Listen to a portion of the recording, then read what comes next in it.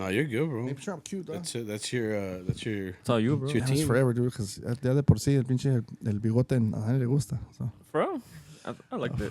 Some people, it's very controversial. I don't know why, but I know Jose doesn't like it. But Well, but other guys have mustaches in the group. yeah, but they look better. Like Asensio le queda bien. Lupe without a mustache would just feel weird, you know? I don't think I've ever seen him without a mustache. Yeah, I never have. Oh, I saw him once in a picture. I was like, oh man, there's no cool. Nah, but he's really cool. Really cool guy. But yeah, that was one of my ideas too. It would be cool to have like y'all two, because y'all two have a pretty like cool. Oh, you should have told me. He's at the hotel right now. See? Yeah, but yeah. Because that's one thing that he mentioned one time. He was like, "What if we had both of them together? Because you guys already have like a bit of a camaraderie." Like I do like y'all's videos where you're like, driving and then he kind of gives you like that your wisdom of the day. Oh, we can bring it up if you guys want. He'd be cool. He's funny. I can help facilitate Lupe. You know, if you guys ever want to put him on. Yeah, it'd be great. I'll be in the background, be like, Lupe. Because you can't say that. Jose kind of mentioned it yesterday. Like Lupe's like the second longest tenured, I guess. Yeah. So it's Jose, and then Lupe, and then Fernando, and now me. Oh dang! Nah, so you're one of the old heads. I'm one of the old guard, man. Yeah. That's crazy because you don't look like it. Yeah. Thank you. Yeah, bro. Thank you. Yeah, bro. Like, damn. No te digo nomás por nada. Like, yeah. How old are you, look bro? the same, bro. I'm 40. You're 40? Yeah, I turned 40 in March. Damn. Mm-hmm. Sorry. Damn. There's your intro. Damn. No, it's good, la verdad. Like, you look my age, bro. Like, no, I'm 27. No, I don't look your age. You look much more fit than I do. No.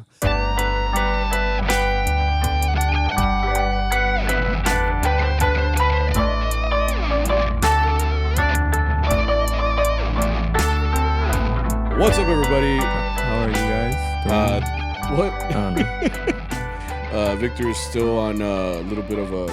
How's it feel to be an artist, bro? Shut up. Yeah, me empezó a marear, güey. It's gonna be the whole weekend, bro. Yeah, it really is gonna be. I'm sorry. Like, I'm just gonna. It's because you're an artist. Maybe like artistas primero, por favor. I'm like. Yeah, primera fila, todo el pedo. Yeah. No, welcome back to CharroBeans podcast, the Mariachi podcast, where we talk about mariachi and other stuff. So here, today's episode is a little bit different. We have another guest this week. I don't know how many. Well, this is. I was telling our guest that the only other person who's been here is Mariachi Allende and my wife. So, like, he's like the only other one that's here. We're not missing anyone? I don't think so. No, but they were all online. Online. Yeah. Wow. So I guess you're right. Yeah. But I'm in the layer, man. I'm in the layer of secrets. Like, I don't want to know what you guys talk about over here. You know? I'm like, bro, you're not supposed to be talking right now. Yeah, bro, you're secret. You're yeah, you were a surprise, bro. Pero yeah. Let's do it again. Ese era el regalo. Yeah. So yeah.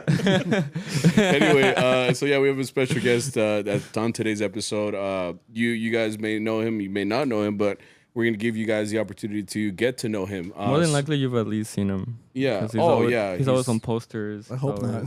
He's on posters. Oh, yeah, the posters. Yeah, you guys, yeah. So anyway, we'll introduce him. We'll introduce you guys to Willie Acuña from Mariachi Sol de Mexico. Yeah. How you doing? Hey, hi guys. How's it going? Ahora sí. Sorry, I ruined the intro, guys. No, you're good. You know, here I am. You know, I've been avoiding the layer here. Yeah, man. It's actually true. We were trying to get you for like a year or two. Yeah, man. Where I was like, bro, like hop on, and it's like, oh, see. Or like Willie. No, pero no porque no quería. It's like Willie like your message. I'm like, all right, cool. You know.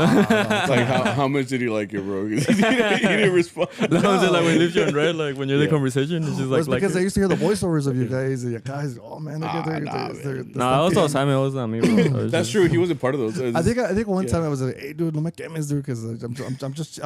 Oh, that's what you told me last time we were here. Yeah, it was always like someone that was right next to me, right? That was, it was just a voiceover. It wasn't anything like serious, right? But I was like, oh, I guess he go yo, you know. But, and I'm here, you know. I'm here because I'm a glutton for punishment. I guess I don't know. Yeah, I guess, man. Yeah.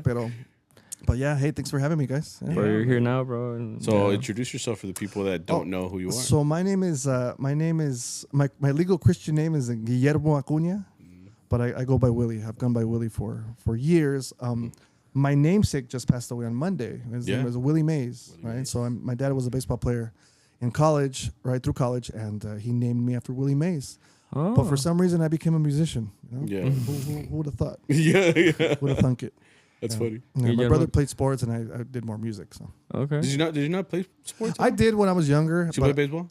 I did. Yeah, I did like a little bit of t-ball, baseball, soccer. Oh, okay. I was that kid that would sit in the outfield, looking, playing with bugs, and they told me that when I was a kid, I actually I was yawning and I had the glove up and I actually caught a ball, and it's the only ball I ever caught in that team. Yeah. And I was on the Dodgers too. My dad was a huge Dodger fan, so he got in line at like 6 a.m. before the signups went, because you could pick your team. Yeah. Oh, He's like, no, primero, and he puts me on there, and then of course, our team never won a game. We were that bad. We're like the Bad News Bears of the Bad News Bears. Yeah. of our little.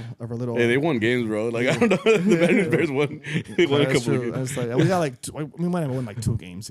Yeah. I guess against the worst. I mean, it makes sense. That's why you became a musician, man. I mean, that's not why. But, I mean, just at the time, it was. I just didn't understand what baseball. I mean, you're a little kid. You run the third, or whatever. But you run backwards. Yeah, exactly. Yeah. Things like that. It's those videos of like kids playing soccer where like no one stays in their position. It's just like 10 kids like trying to. Oh yeah, I did that too, man. I did soccer, and it was fun, but I didn't realize it was an actual people. There were stakes for Oh, bro. Stakes. Yeah, like your dad's making beds. It's I'm just hang out with my friends and kick a ball around. All right, that's cool. Let's go. Yeah. Yeah. Then I got older. Then I did a little bit in high school, but not too much. Okay. I became more of a music nerd in high school. Right. For sure. Also, you were playing in high school? Yeah. So I started on trumpet when I was in 4th grade. So I was like 10. Mm-hmm. Oh. And then actually I met Jose. I met the group. Wait, who's Jose? Because remember, people don't know who you the are. director of Sol de Mexico, Jose. Oh, Hernandez. okay, Jose Hernandez, yeah. So I went on trumpet. I went on to a trumpet workshop, right? And he always makes a joke like, I wasn't very good at trumpet. Luckily, he switched to harp, right? And I brought it up one day when I first started going to rehearsals. He was like, you look familiar. I was like, oh, pues yo tocaba trompeta. I was like, oh, you probably weren't that good. And, he kind of says it as a joke, but there's some truth to that, of course, right? So then in junior high, I picked up guitar. I have an uncle who played guitar and taught guitar. And actually, my cousin was the one that got me into trumpet. He played in a banda in Mexicali, La Chicanora, and his name is Pablo Orozco. And he was the one that kind of got me into music, right? Because I thought it was really cool, older primo. And from there, just I started playing guitar, vihuela a little bit. I got into mariachi like right before high school, the summer before you become a freshman. Yeah. And I picked up harp in I think freshman or sophomore year, right? So and then in my senior year, I played stand-up bass. I played trumpet in jazz band stuff, so I was still playing trumpet, and I was a drum major for the marching band. So, So I was a full blown nerd, man. Yeah. Full blown music nerd. Like one time at band camp kind of thing. Yeah, I did. Yeah. I went to drum major camp. It wasn't that crazy. Oh yeah, there you go. Yeah, it was it's kind of boring, but I mean, but it was a cool experience. Really, you meet people from different parts of the country actually for that. So at this point, you weren't even doing like mariachi at all, right? I was doing mariachi, but it was a small community group out of Calexico, California. Right, okay. And then they so I'm from the Imperial Valley, California, which is the southeast corner of California. So north of Mexicali, just over the border from Mexicali. Oh, okay. I think I know west of Yuma, Arizona. Mm-hmm. So right in that little corner right before Arizona. Yeah. And so it was small town, farming town. I mean, like you talk about like cow tipping and stuff. That there was, I never did it, but I knew of guys that tried that. Is that real? That's a real thing. Yeah, because cows sleep standing up. You never seen cars, bro? Just kidding. Yeah, I haven't seen cars. I haven't seen cars. It's kind of like they go tractor tipping. It's kind of like that. Yeah. Yeah. But they really just tip over the cows? Like las espantas. And then they've like. Oh, really? Yeah. I never did that. You never done that? No, I'm sorry. Yeah, we don't condone that. We don't. PETA. I'm sorry. Yeah, because they scare them and they kind of like and they're like. Oh, I thought goats did that, like sheep. No, that's when they get stiff. That's different. Cause Yeah, Las espantan and like that's a specific les dan como la garrotera. breed of goats that they it's a genetic. It's like possums, no? Possums also like when los espantas. They just I don't hang out with a lot of. It's like aquí sí I don't hang out with country people. So. Yeah, man. Because like here, I mean, we're in the city, right? But aquí todavía llegan los tacuaches. Aquí llegan los coyotes. Yeah, man. I grew up a bumpkin, man. I was a bumpkin, country bumpkin. Yeah. So that's why like moving to LA was a huge like culture shock. Yeah, because it's just well, I've been there a couple times. It is definitely bigger. It's a big city. Like we live in DFW, which I saw like a graphic the other day that was like DFW, which is like Dallas Fort Worth, the population in this small area is bigger than like it had like all these red states around the United States. It's crazy because it's big here, you know. But like when I went to LA, I'm like, LA County, just in and of itself, it's the population. I mean, someone's gonna look this up and tell me I'm wrong, but I think it's like the least populated of the least populated states. It's like there are more people in LA County than the bottom 15 states put together. Sheesh. Or another like 30 states. They're like something like that, something wild like that. Just huge, LA County, right? So it's just huge amount of people. It's very compact. That's why all the movies are over there, man. Like any movies always set it like in LA, and Breaking Bad was supposed to be in LA. Do you know that? Oh, bro. Yeah, but it was cheaper to film in Albuquerque. So yeah. It was supposed to happen over there. Have you seen Breaking Bad? Yeah, I've seen a couple of episodes. I told him. I'm like, we're going to Albuquerque this year, so I told him you got to watch it all like before we go. Like, you gotta watch out so that that way you know what streets not to walk down, man. Yeah. Pasan cosas. Pasó con Sammy. No, I've been there. Yeah, I'll help you, bro. Yeah. Also, good food in Albuquerque. Yeah. We were just talking before, like, man, the food in Texas, man. I love coming to Texas because you guys are like every time. It was one time that I hung out with you guys, and like you guys were just raving about the barbecue. Yeah, here. And it's it's good. It's good. It's delicious. No por nada. We have a lot of. I mean, there's barbecue in California too, obviously, right? But it's just like half the price here. I've never had it. It's good, and it's mostly like it's a lot of like Texas transplants. You know. Oh, people que llegaron. Yeah. Okay. Yeah, like they'll start like a shop, like they'll start like a business out there, or even like, I like Kansas City style too. Memphis well, like it's crazy because like how they debate like barbecues and stuff. And Kansas City, like there, Nashville barbecue, like the Carolinas apparently make barbecue, and like apparently like it's a whole thing. Man, Carolina rub, man. Yeah. Like so, like all of them talk about like it's the best. So like I don't know. Yeah, we should probably change the subject. You're gonna get a bunch of hate mail for that. You know, it's like, hey, man. Most of the people that leave my barbecue alone, like my food alone. We have pretty good barbecue in California. It just costs like twice as much, but everything's just like everything else. Pues aquí se hay vacas, dude. And they have plenty to slaughter. No, but I mean, we got a place out there where I'm from, Brawley beef. So I was born in Brawley, California. Right? Brawley, and my dad was born in Brawley. All my siblings were born in Brawley. All my family's mostly in Brawley, California. Okay. So I'm one of the few ones that left and became, like just naive enough to leave home and just come into like this huge metropolitan area and just be like, so I thought, that all cities were like, that's how all cities are. Like LA is just what it was. Because San Diego is actually closer, right? So if you go over the hill into San Diego County, it looks like a big city too. So I would go as a kid, but I figured, I moved right out of high school. So I was 18, 2 months after I graduated. And I just figured, well, this is what life is. And once I started traveling, I realized, I don't. What was I thinking? Yeah. What was I thinking? There was like constantly, like my parents were always like, "Are you okay?" I'm like, "Why? Like, I'm good." Not thinking that like, any amount of things can kill you in this huge city. Yeah, man. Not just crime, but just like crossing the road. Crossing the street or just so many things. So my poor parents, man, I give them because you were young, man. Like 18 like those andan morros when you're 18. Like you don't really have anything figured out at that age. You know? So like, I'm guessing you went to LA. Was this already like because you were pursuing music, or why'd you move? So when we used to go to the Tucson conferences, right? That's when the Mariachi conference. The Mariachi conference, the Tucson International Mariachi Conference, right? The one they still have. Yeah, they still have it. Yeah, they still have it. And so I'm a product partially because of that conference, right? And so the Camperos would do that conference, and Checo Alonso, the harpist who still is the harpist for Camperos. Yeah. is he was teaching, and just kind of out of the blue, Naticano comes and says, "Hey, like you should pursue this. You guys should so come to LA." And at that time, La Fonda had another like mariachi that would play, I think like Tuesday and Wednesday nights, and then whenever Camperos was out of town, they would cover the restaurant, right? And then so it's sort of kind of a thing to be an understudy for Checo, because he's like a professor now, also, right? Yeah, well, he's pursuing his doctorate. Yeah, he's pursuing his PhD. You've had classes with him también, no?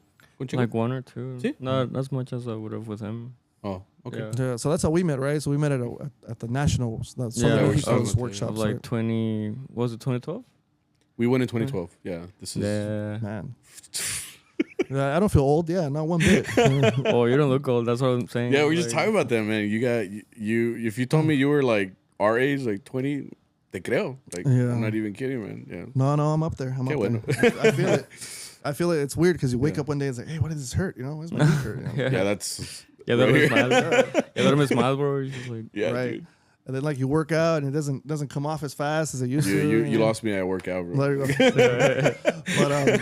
But yeah, that's kind of how it started. So that's why I moved to LA. They invited me out, and then things kind of happened with the restaurant. It was in a bit of trouble, so I ended up staying in LA, and I joined. And I bring this up because I know Mario had mentioned the Mariachi Master Apprentice program. Right, so I was part of that program. Oh, okay. So I was there, and Checo was one of the instructors. Martin Padilla, que en paz descanse, he was one of the instructors, and Juan Alcon, who was also from Calexico, California. They were the instructors along with Chuy Guzman, and just that's where I kind of got my chops. Just learning repertoire with them, and one day out of the blue, I get a call like, "Hey, do you want to try out for Sol?" And so it was a lot of. It took a long time to sort of like, decide whether I wanted to do that. Because you get imposter syndrome. You don't know if you're ready. You never really know. I wasn't. Yeah, really that's true too. That idea. I mean, it's like any audition, man. Like any audition, when you think about it, you're just like, "Am I ready?" And you could be good, bro. Like, but like anytime I just have bad auditions. He is pretty good. Yeah. No, yeah. Te estoy diciendo. No. Tú dime, güey. Yo lo madreo. No, see, I tell you, I'm walking into the belly of the beast, man. But actually had I went to Checo's house, and I kind of talked to him. So people ask me if he's my teacher. Not necessarily. I had already been playing for a few years. I would consider him more of a mentor. Okay. Right. So he sort of helped me. Like he's kind of the one that helped me decide. Look, you can't play a second fiddle here forever. But at that point, I'd already gone and subbed in for Camperos a couple of shows. Nice. Right, because he's a teacher also, so he couldn't take that much time off at the time. So I went to go try out, and I figured, oh well, they heard me, and maybe I'll get a call back.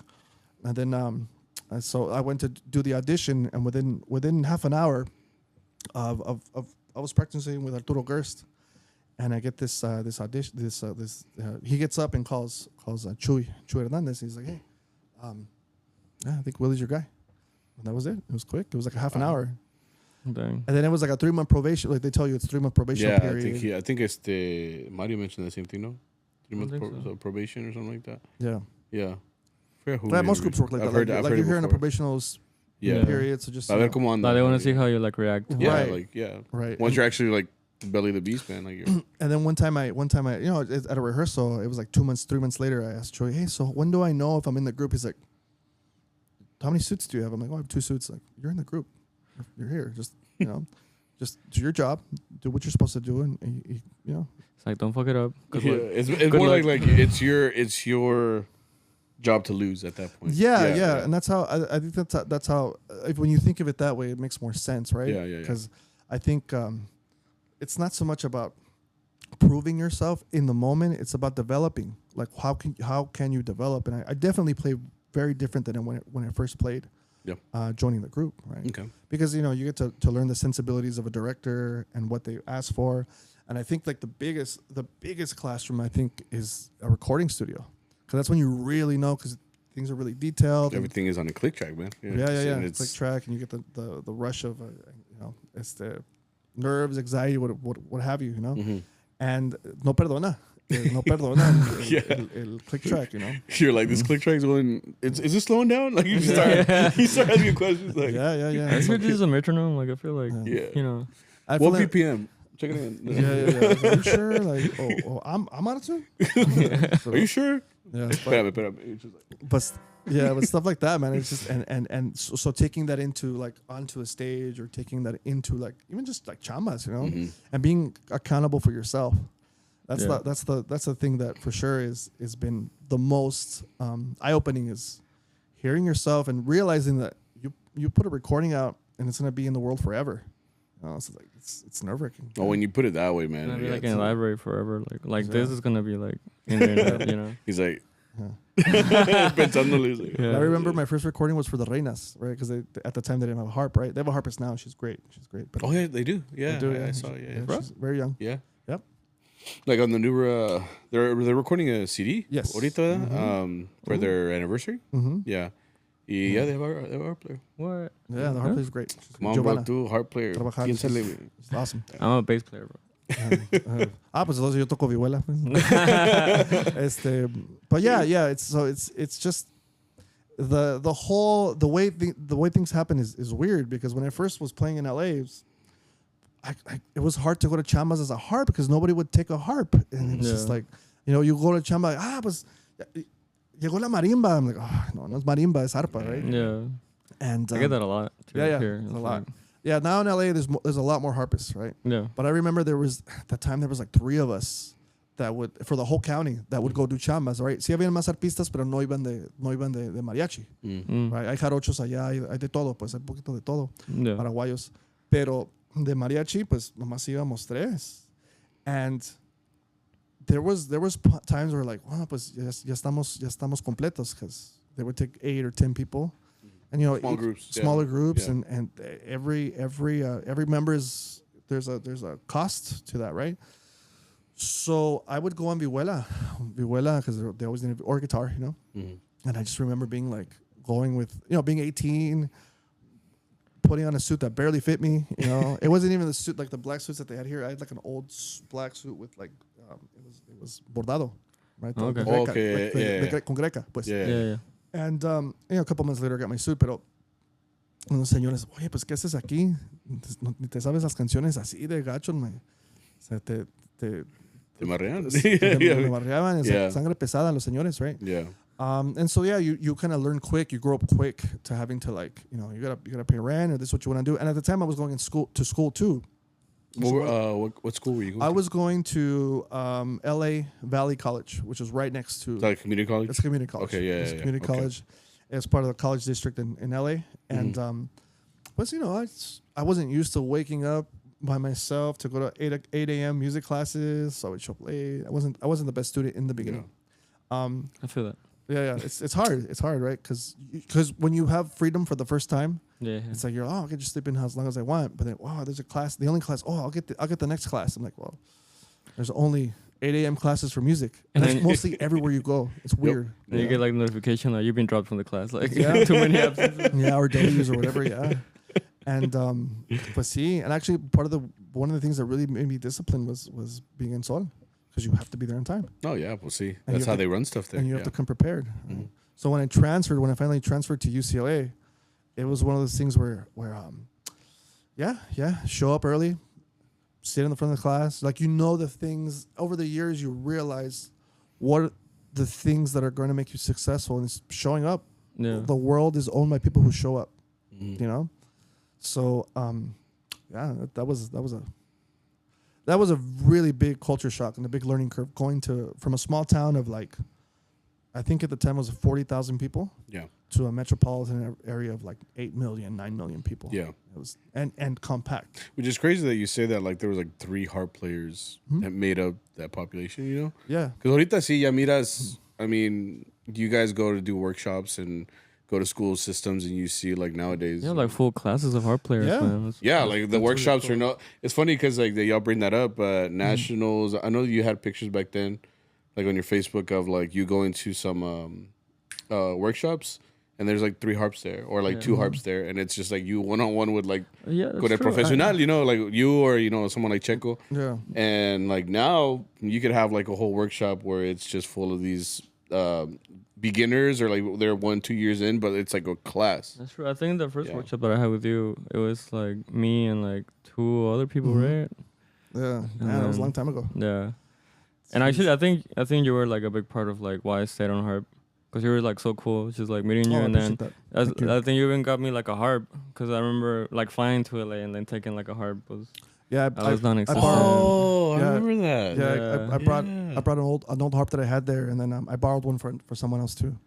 Yeah, yeah, because for me it was. I remember being in like 3 people classes, you know, in Tucson. It was like 3 or 4 of us maybe. Yeah. And one of the biggest factors was getting an instrument, because back then it was difficult. It was. There weren't as many harp makers. And just in general, the communication. Like I've talked about this. Like my big thing is buying vihuelas, and like back then, like I had to get a card from the little tiendita, like just to call to Mexico. Like the communication wasn't there. Like you'd have to find the way to communicate and just to get an instrument. Yeah. So like, or like a lot of the instruments that you had like access to, like they were trash. I hope your listeners under 25 realize how hard things used to be to get an instrument. No, yeah, and I tell them all the time, and I understand. Like me as a buyer, like everything freaking got jacked up, you know, like.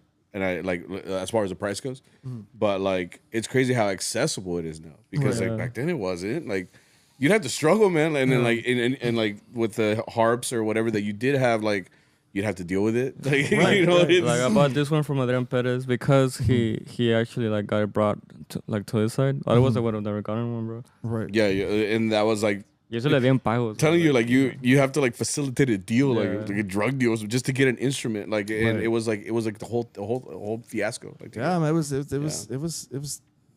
a jungle, you know. And sometimes you would order an instrument and it would show up broken. Yeah. That was any modo. That's you. Or like you bust a string, like a harp string, like como le hago? Well, figure it out. You know, guitar string. You would make up you would find like go to a music store and find the closest thing. Okay, this is a nylon string. This is a toroloche string. Maybe it works, you know? Yeah. Or you try something else and it might end up messing your instrument up over time, but that's what you had. Yeah. And now it's like you can just order strings. Yeah. You know, I ordered a lot of strings. Custom made, bro. Custom made, yeah. Yeah, my guys for years have been Guadalupe, and then you know, I have a Villegas harp, so I use their strings too, which is like so much easier than going and trying to find a set and piecing together a set from different. It's like a Frankenstein, like filling strings, so you don't put like a thicker one. Like at the thought, you just like, okay, this feels like this one goes over here. And the effects, like the tension and everything, like the tone, especially if you use a microphone, it really messes with the capsule, the way it responds to the vibration. Oh, okay. Yeah. So yeah, it's yeah. Now I mean, I sound so old saying this, but like these kids these days, it's true, man. They don't know how easy they have it. You know, I used to walk to school 2 miles in the snow. And yeah, man. Like I tell my kids all, like, because I'm a teacher too, so like I tell them like just how easy they have it. Like just look at it. It's like it's a common theme, but like looking up songs, like looking up music, like it's a common theme because it really was hard. Like they're very lucky that they're in a space where like now it's easily accessible. Everything is online. So like I think was it you or I don't know if it was Mario or what, but there's no excuse anymore. Like like to just be bad. Like I mean, uno que no le echa ganas, right? But like there's no excuse. Like it's all out there for you. Yeah. We used to have to go to Mexicali to get cancioneros, like those books that had the 3, the primera, segunda, tercera chords. Yeah. Oh yeah. Which is a whole nother issue of that system is difficult to explain to my students también. So yeah, I mean everything has to make sense to kids nowadays. Like they have to be able to see it and like have it figured out in their head. Like you can't some concepts that are like very out there, like for some kids, and like if no entienden, so it's I think that's part of growing up too. Like you just you it clicks eventually, and that's the best thing about like teaching. Is like when you have a student and it finally clicks, like something that they've been struggling with for like weeks. Yeah. And then, I got it. Now I get it. And like, that's all it is. Mm-hmm. And that's when my kids started they went from calling me Willie to Mr. Acuña. I was like, okay, ahora sí. Because ya eres maestro. Según yo. Don't forget, please. Ojalá no los he hecho perder, pero. Yeah. Pero sí. That's cool. So you mentioned once you got into Sol, so we're talking about this just right now, but you're one of the longer tenured members now for Sol. Yeah. So how does that feel? I mean, just being the fact that not that you've been there that long, also, but just because like we were talking about how kind of your sound is like the harp sound for Sol, for at least since you joined. I mean, it feels like a big responsibility for sure because I mean, this is a group that I grew up admiring when I was in school. I met Jose when I was like 12. Yeah, I met Jose Hernandez, which is crazy. Yeah. And now it's like now he's chief. Now he's chief. And so, it's not lost on me for sure. It's definitely not lost on me. So when I teach, like when I give workshops, yo le echo ganas porque sé que I want to give these students the best opportunity that I can to succeed, to be successful, to play into their past their high school groups or whatever, their college groups, right? And luckily I've had about, I don't know, maybe like 10 first or second time students who have gone on to play professionally, like they keep going on. I don't take credit for by the way, I don't take credit for you at all. I wouldn't either, bro. No, I'm saying, because you play great. You're good. I get it, bro. Yeah, you play great. Yeah, Oh, it was the deal because last night we had a performance, right? And your guys' group opened and it sounded really good, bro. It sounded really good. Like I think I forgot we were playing, but I was happy I didn't see you, like just because.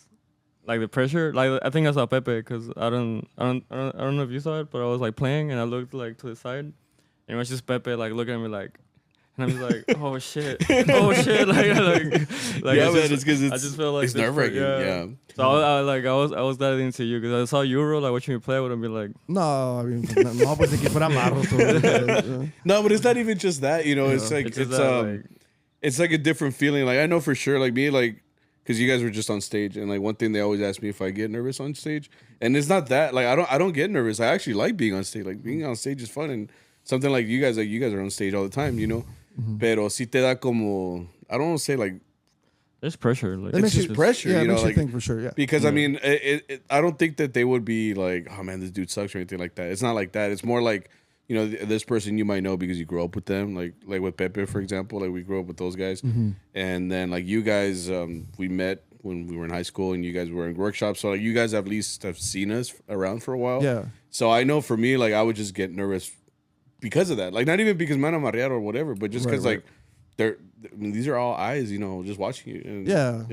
And you guys get that all the time, I'm guessing, because you guys do a lot of traveling. Oh man, our thing is when you look into a crowd and you stop seeing as many faces because they're being covered up by phones. There's phones recording all the time. Yeah. So I mean, I think that goes both ways too. Like you play with your colleagues. It's actually never like whenever we play with other groups that other professional groups, we don't.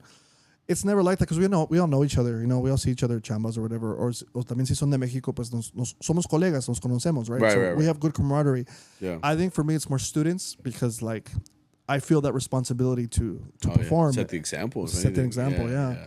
And then then I think the worst though is the phones because like oh man, I make one mistake and it's gonna be in YouTube in an hour. Like, yikes, man. Malcolm is like check this guy out, bro. Oh, man.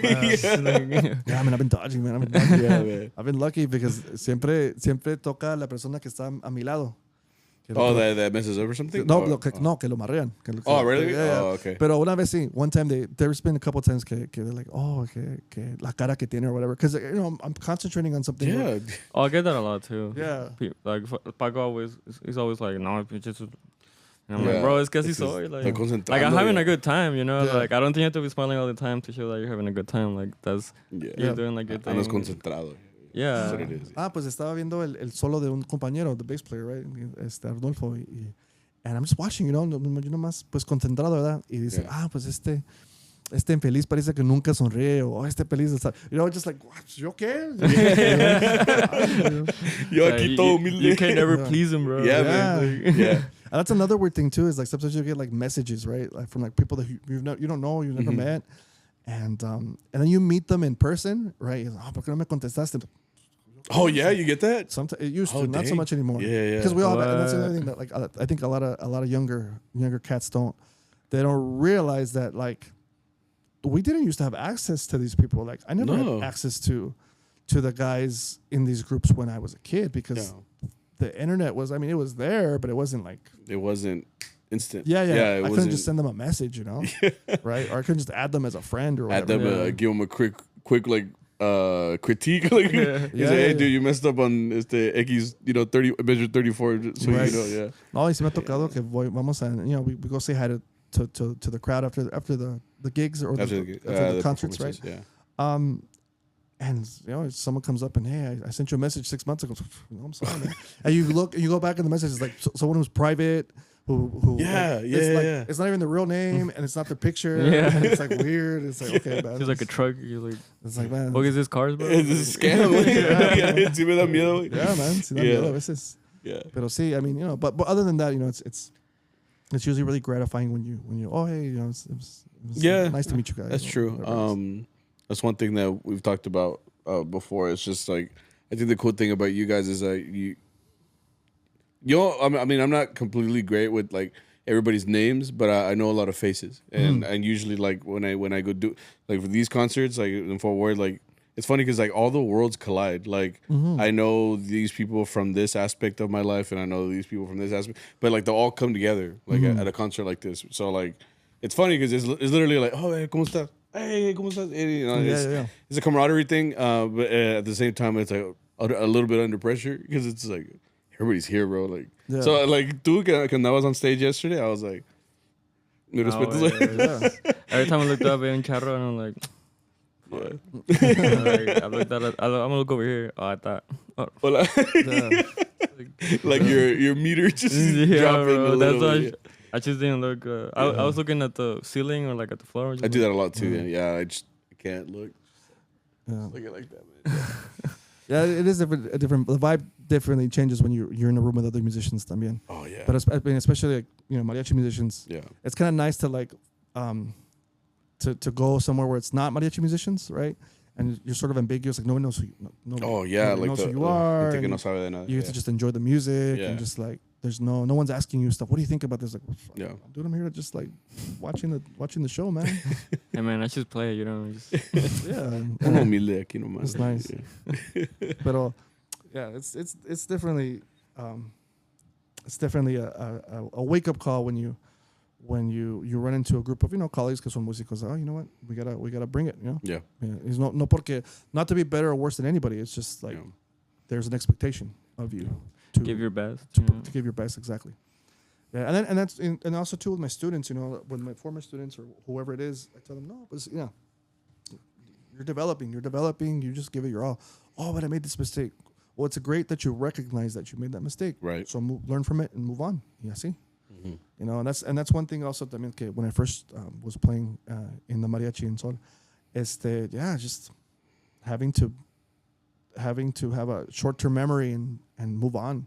Because there would be times where I would just like, man, I'd kick myself. I'd be, we'd finish and go to the hotel room or whatever, and I'd just be like, man, I messed this up for a while, and just. And then you just have to learn, like I think recently in the last like 5 years is when I've been more comfortable of like, you know what, I don't get so nervous as I used to, right? Okay, right. So it's apenas? Yeah. Oh. There's always that pressure. What? Yeah, it never goes away. It goes away. Eventually, it goes away. But it sort of never goes away. También, because you want to do well for yourself. You want to do well for your group. También, it's not just about yourself either. It's the 12 other guys or whoever other people are with you on stage. You also want to do it for them. Yeah. Right. Like if my sections, if everybody has their stuff down and I'm over here making mistakes left and right, it's like it feels like it feels disrespectful to them. Yeah. Or like showing up late. That's another one. Like showing up late, not having all your stuff. Looking at me, bro. No. I'm not making any assumptions about it. Tampoco. I was like, sí, no me dolió, pero sí me dolió. Yeah, but I mean, being the harpist, a veces, somebody forgot their broches. El moño, because you're behind the harp. Yeah, that's true too. Yeah, you kind of have that advantage. You kind of like the same thing with the guitarrón. Yeah, it's always the harpist and the bass player. Yeah. So We're so neglected, bro. But we're so important. Yeah, exactly, man. Exactly. Like, you're like the backbone, if you're listening to bro. this, and that's been you. You had to take your compañeros broches or something, or their belt or whatever. Make sure you I was scared to leave. buy them a gift, eh? Siempre hago un talí para ese vato, because sometimes Yeah, a veces it'd be llega, curious. and I'm like, oh, no tengo talí, and I'm Oh like, man, I always have a tali in my car. I always have pics in my car, for chambas, Yeah. That's Always smart. That's smart. Yeah. I mean, you learn that through the years, though. Like that's why I left the strap in our consola or whatever. I left it in there because I was all like, because I already know this is gonna happen again. No lie, I have like 6 of the guys have harp keys. what? Harp keys? Harp key, like the tuning keys. Oh, the tuning keys. Yeah. They have my harp keys because sometimes, like, you'll sit it down and you'll forget where you put it, and it's like right before you go on stage, like, hey, I can't find my key. I don't have the spare one either. Hey, do you have the key in your case? Yeah, sale. So Pepe has a key. Wow. Pepe has a key. Alejandro has a key. That's so funny. Vaca has a key. Carlos Toledo has a key. Like, You're the only one with that one. that's why, because it happens because you or you put it, even like you lose it in your pockets, Right, It's right. pasado. I can't trust these guys with a key, honestly, if I had a harp. You talking about They just come up and like, yeah, dude, this is where jerks. it just like pranked that, me, bro. Jeez, man. Yeah. Por si. It's gotcha, man. But it's because I think it's just because we're just trying to be like silly, maybe. Every time I don't know, cuando I was tocando, and then like we'll finish the song, and I'd go to this dude's pegs, and I'm just like, Oh yeah, he just makes it. but I don't turn them. But it's Or just like he would just like strum it, Yeah. and then they cause all this feedback, and I'm like, wait. And Every harpist loves that. Man. Jeez, man. yeah. It always happens. Yeah. Oh, dude, cuando este güey llega con la arpa, Yeah. like that's the thing. Por Like, razón que la traigo. It's it's like it's because for us, like he plays bass, right? Like so, like it's just bass and vihuela, and that's how we played in the group. It's been like like maybe 3-4 times that he's brought the harp because like we bring a bass player, Right. Or like if they wanted a bigger group sometimes, and they asked him to play. So then El Viene, dude, we all start standing around him like we've never seen a harp before. We're just like, wow, and then we're just like, we're like little kids, man. We can't like help it. Like, it's because it's cool, man. Like it's like you say, like before, like there's only 3 harpists, and now that there's more of them, and like he's a product of that. So like when we like when you bring the harp, I'm like I want to play. Yeah, it's visually striking for sure. Even still, like I've been playing for years, and sometimes I'll look at someone else's harp and I want to touch their harp. Yeah, it's just like a thing, bro. like, yeah, you just want to give it a little love tap. It's just I don't know why. It's like a thing. Yeah. Because you play like an exotic instrument, and that's the thing too. Like it's tradicional. Like that's Mariachi started with it. Yeah, pero you know what? Hoy en día lo bueno es que ya hay más. Yeah, exactly. Ya hay más músicos que están y también están viniendo muchos de México también. So, yeah. So it's another level of or it's a different approach to a similar thing with that. So it's more diverse. Yeah. It's more diverse, right? I remember when guys from Mexico would come and be like, oh yeah, that's cool, right? Pero yo me acuerdo una vez, la primera vez que fuimos a Guadalajara, I'd been in the group for like 5 years. Or like, no, maybe a little more, like 10 years. Y me dice un muchacho que toca excelente. But at the time, he was still younger. Dice, tú eres de los referentes. I'm like, de los referentes, ni que fuera tan viejillo, Like, it's like, yeah, because you've been playing for a while. I'm like, oh, no, pues, no, gracias. Wow. Pero yo no me siento de los referentes. Yo me siento like, no, pues, son mis colegas. Yeah. Bro, it's because you do look like, you look my age, Like, ¿A dónde se les manda el cheque para eso? like you said you're 40. Are you really 40? Yeah, I'm 40. Like 4-0? 4-0, man. 1984. No, just 1984? Uh-huh. Oh, you're 10 years older than me, man. Yeah, soy roquillo, man. I'm up there. Yeah. What? How old are you? I got a bunch of I was grays. born in 94. Oh, see. Yeah. I still don't have any grays on the mustache, but I think That's good, man. And I do. See? What the fuck? But ya estás gastado, dude. That's what I'm saying. And then look at him, like... ¿De qué te estresas, güey? You're beautiful. Es el estrés, güey. Look at all my canas, bro. Es el estrés que te causa Sammy. Pues. Yeah, dude. Y sí. I'm sorry. No, si me vieras. Si me vieras, dude. Oh, man. No, that's cool though, man. Like, I think you're right in that aspect. Like, you've been in the group so long that like you really are inspiration, man, to like a lot of harp players, man. I want to hope so. You really are, man. I want to hope so. I mean, you never really know what impact you have on people. So until they tell you, and I'm sure you've gotten that. Well, before. even then, like sometimes it's almost like there's imposter syndrome, right? Like, They're just telling me to make me feel good too. Wait a minute. Yeah. You know, y también tengo mis, you know, then I have my students back home in Santa Monica. Right? Yeah. And just like, man, like, I really hope I'm giving them the best that I can, you know? Mm-hmm. So, you know, and I'm lucky that in my situation right now, I teach with two other people. It's Mary Alfaro and Danny Herrera. They're my co-teachers for this college group that we have, right? But it's just like, man, who decided to give me a class, you know? Yeah, I feel like that too, man. Like, who let me responsible for these kids, you know? Yeah. But I mean, someone trusted you with that, you know. It's because like, I mean, you have musical knowledge and musical know-how to do it, you know. Yeah, that or I just have a lot of patience for kids. I don't know. Oh, you need that too.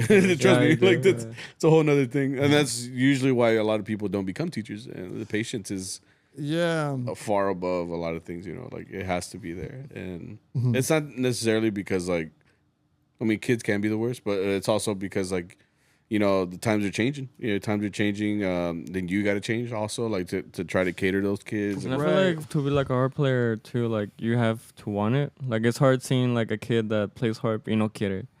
You know what I mean? Oh well, yeah, well, like any instrument. But I think that's pretty rare.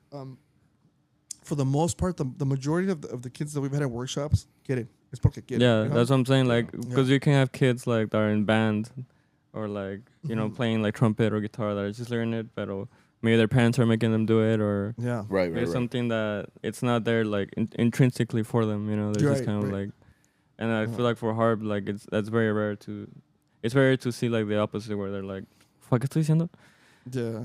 Like it's rare to see someone that doesn't want to do it. You know, like they are. Because, I mean, you have to put in the effort to get the instrument, right? Well, that's the thing that stops a lot of kids. Yeah. You know, como te digo, if they have a harp, which, I mean, I can't call a harp store right now. Could I?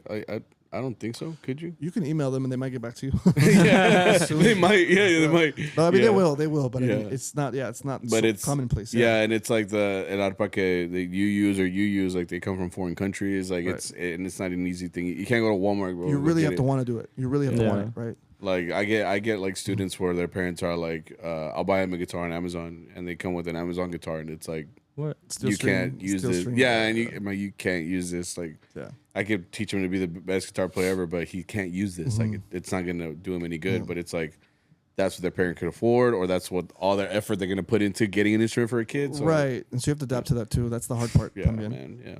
Like I think when I think a lot of the advocacies come from other teachers también, you know. Right. I've been very fortunate to go do workshops and clinics with teachers who really like le dan lugar, o sea, le dan importancia al instrumento. Yeah. I come to Texas pretty often actually to give workshops, you know, in the Valley and or Las Vegas. On Sunday I'm flying to Las Vegas. We're gonna do workshops for teachers. Is it the Mariachi Educators Conference? Isn't that the Consumer? No, it's a different one. It's a different one. Okay, but it's similar idea. Okay. Idea. Yeah. But so what it is here is it's a bunch of teachers who, you know, they have their degrees in music. They might be like choir teachers, orchestra teachers, band teachers, but not necessarily like mariachi teachers where their districts are asking them to take on a program for mariachi because of the demographic that they're in. Right. So there's a last time, you know, and they're from all over the country. Like, you know, some folks from Connecticut who have a strong Latino community where they're from. They want to implement mariachi. They're like, oh, we love it. We just don't know it. So luckily, there's that option for them to go to a conference and really learn what this music is about, because they're all, you know, especially for folks who are not from the culture, they're very respectful of it and they just want to understand it, and they want to make sure that they don't offend anybody, right? I mean, I don't want to call it hypersensitive, but they're very respectful of what this is, and it's really nice to see, because 20 years ago you wouldn't have seen something like that. Oh yeah, where you have that many people that are so interested that they would even put a conference together. Yeah, you know, let alone, you know, just the consideration is nice, like you know, because it shows that they want to at the very least try to understand it. Because I mean that's essentially what you want. Just try to get mariachi to a point where anybody could like look at it and be like, I appreciate what it is for what it is. You know? Yeah. And that's what I try to teach to my students. Not all my students are Latino either. Yeah, right? I mean I get that too. You know, and it's a beautiful thing. It's a beautiful thing to see, like, we had this. We used to have this when I used to teach before this college program. It was a youth orchestra, so it was under Santa Monica Youth Orchestra, and so there was a mariachi segment of it, and there was one girl, you know, she was like maybe 10 years old, blue-eyed, blonde hair. Her pronunciation was perfect because she took the time to like make sure, and she would get upset. Oh, I can't roll my R's, you know. I'm like, oh, or Mika, half the kids here can't either. Don't worry about it. Right? It was like, Garcia and Gonzalez can't do it either. No palote. Like right there. You're fine. You're fine. Yeah. But it's really beautiful to see. It's really beautiful to see sure. what it's becoming in the, especially in this country. You know, in the U.S. It's. I think it's another. It's as American as apple pie. Yeah. Right. And I say that because apple pie is not really American. It's German, right? Yeah, I heard that. Yeah. You know, there's so many things that we've adopted in this country. Pasito Duranguense is not from Durango. It's from Chicago. It's an American genre. Really? Yeah. So before I nerd out, right? So my background is in ethnomusicology. Right. Yeah. I remember that. So that's why I nerd out with things like that about like where things are from. No, that's cool, bro. I'm into all that stuff because it's true. Like, if you don't really think about it and you just take it for what it is, like there's a story behind everything. Yeah, I love that. Like I'm really into history, and I love that. My wife is like the type of person like she doesn't know a lot of stuff, so I'm constantly teaching her stuff. Hey, you better watch out, man. For real. You're gonna be the doghouse with the dogs like you. But yeah, me voy a poner en el cuarto de Sophie, dude. Ya valió madre. No, it's because like I'm always teaching her stuff. Like she'll be like, "What is that?" And I'll give her like the little history on it or something. She's like, oh, and I'm always ended up like teaching her things because like like her childhood was much different than mine and stuff like that. Like that's why she keeps you around. I think so. You entertain her, por eso. That, and the loads of money I have. Nah, there's nothing good. Claro. Todo humilde. Yeah. So my check is we agreed on $2,000 or $3,000. 4 actually. No, 4. Plus tip, pero en beans para lotería. Sí, también. Así hay. Dos bolsitas. Hay más tequila. No, yeah. ¿Qué te voy a decir? That was a good question for you. Since you've been in Sol, like kind of how you get that. Have you ever played for anybody? I guess you could say that didn't know any, like a crowd that was like totally not mariachi at all, and then like you guys kind of make them believers, kind of thing. I feel like that's a big thing with you guys, because I know Jose's like big thing is like, you know, the kind of mind that he has for mariachi and just with his background with like jazz and all these other types of music, and how he tries to implement that with Sol. Like crossing borders. Yeah, so it's like he's trying to transcend, and I feel like he's tried to do that also with some crowds. I don't know if you've ever like experienced something like that. Oh yeah, a lot, because I mean, so mariachi is like the ultimate cover band, right? So it's like a 250-year-old cover band for the most part, right? Because most of the genres that we play in mariachi, they're not really mariachi, right? So son jarochos from a different region, right? You have a lot of joropos, right? Que son de Sudamérica, right? Colombia and Venezuela. You have boleros that are from Cuba, Puerto Rico. You have norteño music that's transplant from Bavaria, all these other countries, right? Yeah. And to do something like The Devil Went Down to Georgia, right? Or even like we have a Glenn Miller suite. Yeah. Really beautiful. It's really beautiful. And people listen to like, what? Like they're taken aback. They're taken aback that their conceptions of mariachi are they're turned upside down. It's like we can do what, and how do I put it? I want to be careful the way I say this, but like we play with orchestras pretty often, right? We just played with the TCU a couple months back. We were there. Yeah, we've done gigs with like the San Francisco Symphony and other these other symphonic ensembles, right? And people are like, oh, so you guys study music, right? Not the people in the orchestra, but people who are watching. Right, the orchestra musicians all know, like, these guys are trained musicians, right? Yeah. And most of the guys have, we all have an upbringing in either, orchestra, band, right, whatever it is, right?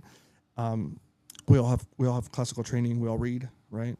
Which wasn't the case maybe 30 years ago, but now it's kind of a must that you have to have both, right? Yeah, for sure. And also be lírico, like understand the musical conventions of a mariachi, right? So there's things that we do in mariachi that don't exist in other genres, right? Like transposing on the spot.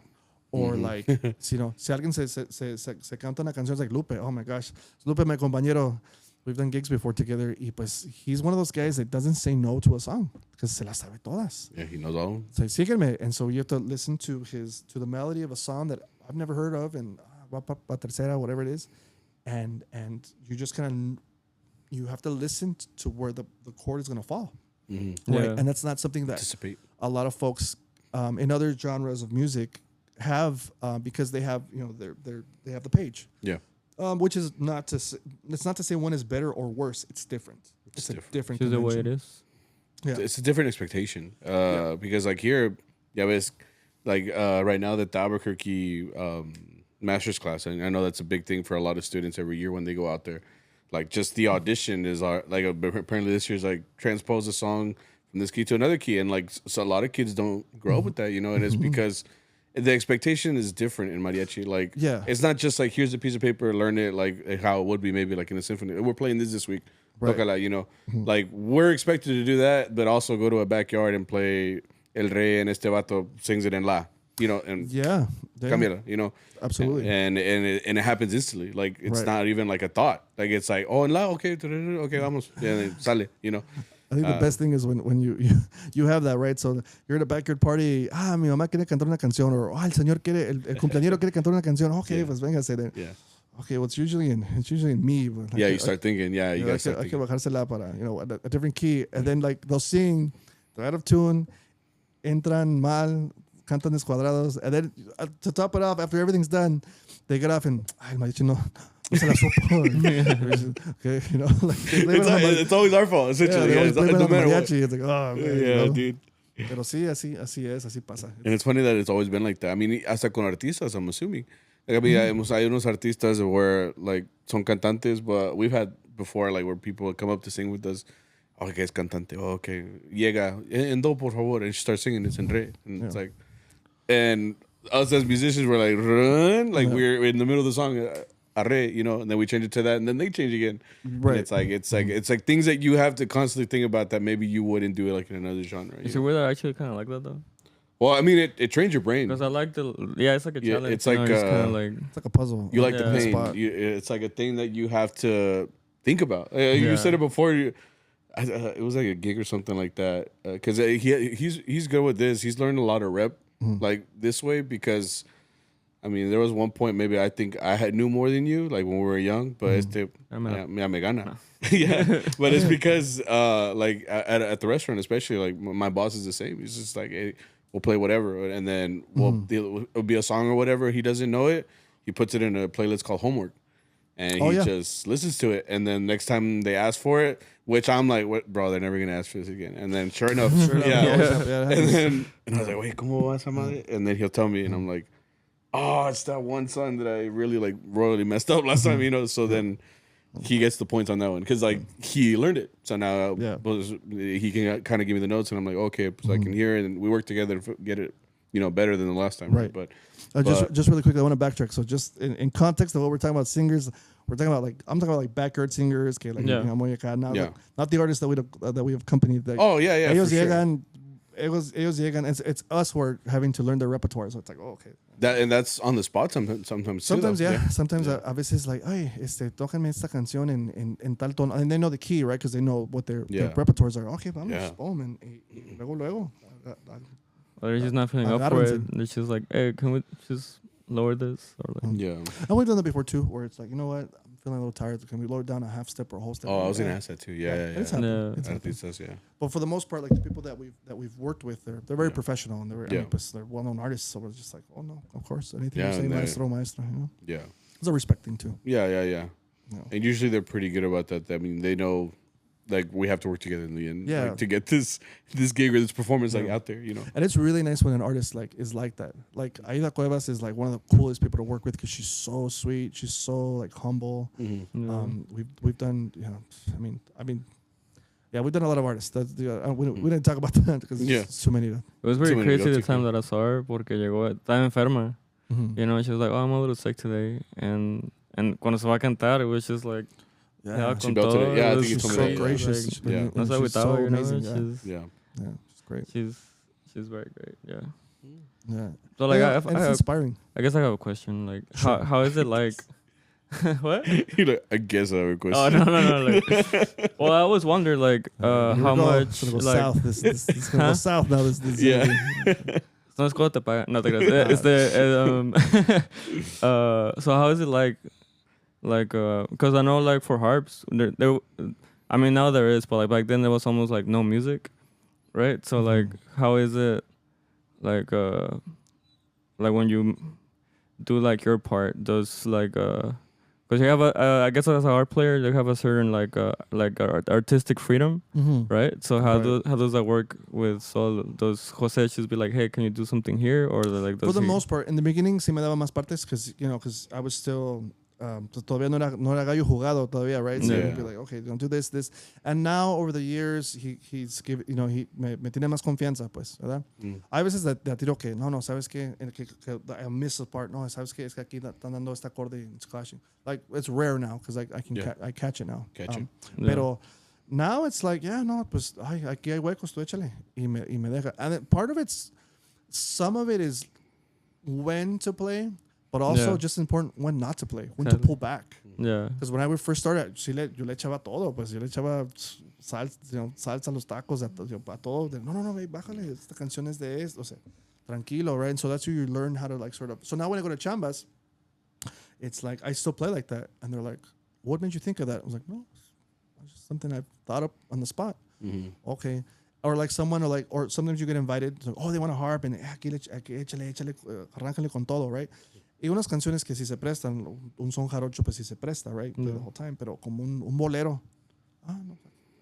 O si quieren, déjame la melodía, o yo les contesto acá esta parte. Okay, así. Yeah. So you have to sort of teach other directors or other sections a veces when to let you play, or when you're playing along with them doing a counter melody. A veces que voy a una chamba y toco algo y paran los violines. O sea, no paren. Like, I actually had that yesterday.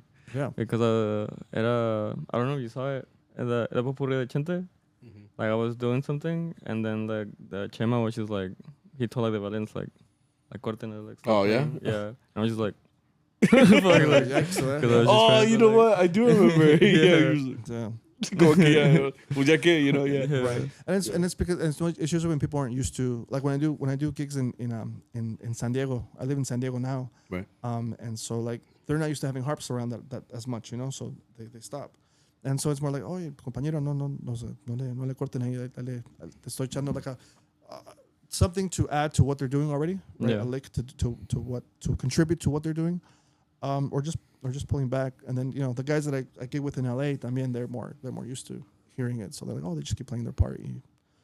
They trust me to poner, sprinkle in whatever I want. Yeah. Because sometimes I do feel bad because I mean sometimes like when you work with another group, they have maybe a different arreglo, right? So maybe you start like adding something and then you hear like the violins come in. I'm like, oh fuck, now it sounds like a mistake. It clashes. Yeah. Yeah, so it's that's the thing too, is you have to think of it that way. Like sometimes it sounds like a mistake. Sometimes it sounds like you're estás levantando una parte. And even then like there's times when like trumpets will play and en vez de tocar. Like they do campanas, right? Yeah. Pues a veces tú las campanas con las trompetas que le da otro color. Oh. Pero son las mismas notas. Yeah. Or like if something's going super, super busy in the violins, back off and do tags, just little chords or little things like that. Y si es algo más sencillo, pues sí le puedes echar another counter melody with a long. Yeah. Right? So it's just recognizing those things musicianship-wise, It's just I always wonder, how it works, because there's other people like.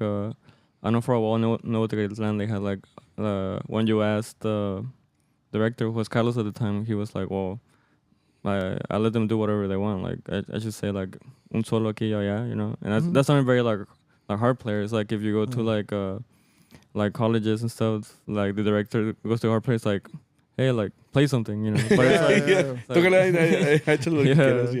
especially for the college groups, because I mean, for the most part, it's not gonna be a harp player who's running a group, right?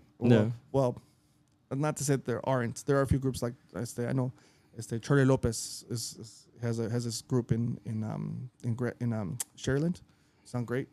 Oh, Charlie, right? Yeah. Charlie has this group, right? So it's one of like the rare cases where it's a harp player that is in charge of a program. Yeah. But even that, I mean, and the guy who's there with Nuevo Teca now, Roberto. Yes. The short guy? He's so good. He's amazing. He's good. He's Yeah, incredible harpist. He sends me his videos all the time, like because you know how he's like really on social media too. Yeah, That's another thing. Like now, like all these guys that like kind of you say like everybody's accessible now. So like this guy's just putting out these videos and yeah, it's great. And like now, like you know, a young harpist could just go to his like feed and just check out his technique. He doesn't gotta go to a workshop or anything like that. Just straight look at him like, oh, or you could just talk to him like, or just send him a DM. Yeah, like I mean, he might not respond like Willie, you know, like Willie be ghosting, bro. Yeah, just be like, hey man, we sent you a message 6 months ago. Like, hey man, what's up? Te vamos a amargar en CharroBeans. Oh, you said this last time. Yeah. Remember when you guys came in? Was it October? When they came for the symphony. Yeah. Oh, right. When was that? It was October. It was last year. October, yeah. Yeah. Algo así, yeah. Yeah, you kept saying like, "Oh, van a amarrear, güey." Like go go easy en la amarreada. I'm like, we never do that, bro. Like, remember me, that one workshop at the Nationals. Have mercy on me, guys. Oh man. Yeah. Part of it too is the accessibility too, and you know, trying to be really careful too about like what you post is really important too. I think that's another thing that we didn't have to used to think about. You know, because, you know, like I try not to post. Like if I'm in my suit, I try not to have a drink in my hand or. Yeah, and that's already a thing anyway. Because I mean, I know Jose. The way he explains it is like, I mean, the stigma behind, you know, mariachis has always been like, you know, they're drunk, they're ugly. They're you know, they're all farts, you know, like and, I'm 2 out of 3 so far. So, so like, but it makes sense. It's like, I mean, you can only anything that you do positively is gonna affect it positively, but like the things that are negative, well, it's just gonna keep digging that hole. And it's twofold, threefold for sure, because you're pushing a stereotype that's not it's not the same anymore. I mean, most of the folks who I know who do like all the guys in Sol, most of them have the degrees.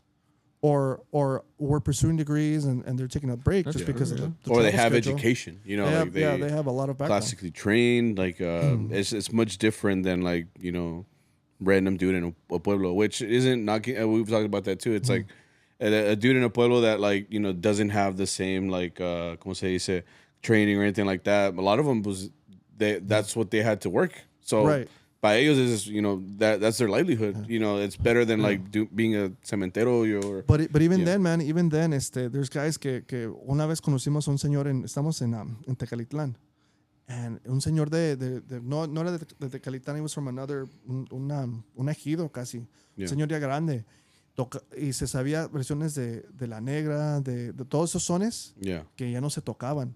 Man, that guy was a treasure trove. That guy was like, so he just, you know, he was educated differently, pero tiene todavía, you know, he has a lot to contribute to the world of music still. And so that's just one of those things. I mean, having an education, sometimes we have to also take a step back and realize, like, just because I had this opportunity to study doesn't make me more worthy of this than anyone else that didn't, you know? Yeah. So it's taking that back también, because hay unos señores que no leen, pero, man, se saben todas. Son líricos, pero, man, son musicalmente, te dicen todas tus partes, te la solfean. You know, I mean, it's not the system that we have here, right? Because we have, unfortunately, some of the things that we learn in harmony class and music theory class, they're the same, but they don't necessarily translate the same way, right? So you can't really say, you know, for certain, like caballito. If you try to describe caballito, it's not necessarily like what in jazz they called what is it called? Swing. Yeah. It's not necessarily swing. It's different. It's its own thing that pertains only to sones. Yeah. So that's the thing, that always taking a step back and realizing that just because you have these opportunities and you're this person, you still have a lot to learn. We're all students. Yeah, we're all students, man. Students of the game. You know? So we learn from someone. Yeah. Yeah, but some of us are more professional than others, bro. Like, tú eres profesional. You know what? I think I'm really lucky. I think I'm really lucky to be in a group of really outstanding musicians. But I think the difference too is like, there's a reason you've been there that long too, man. Like, I think just like the discipline that you put on yourself, like to be in a high caliber group like that is also another thing. Like, it's because me tienen lástima. I tell jokes y caigo bien. No, thank you for saying that. Thank you for saying that. Yeah. But I mean, but that goes, you know, goes without saying is having that responsibility is something to, you to hold on to cherish. Yeah, and, for sure. And we tell, and when the guys come into the group, I mean, when new guys come into the group, hey, just, this is kind of what we're going for, because